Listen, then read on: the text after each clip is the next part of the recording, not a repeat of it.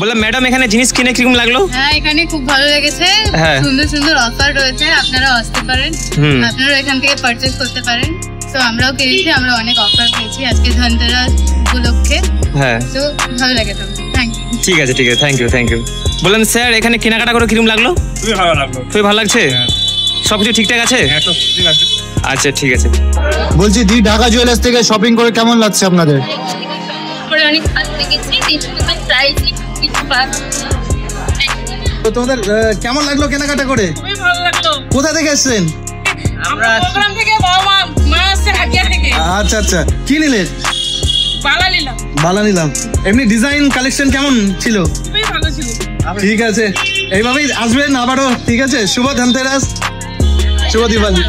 মানে খুবই ভালো কি করে একদম। হ্যাঁ আমরা কি ঢাকাতে এসেছিলাম আজকে ধনতেরাস উপলক্ষে। এই এখানকার যে স্টাফরা আছে তাদের খুব ভালো ব্যবহার, এতে আমরা খুশি।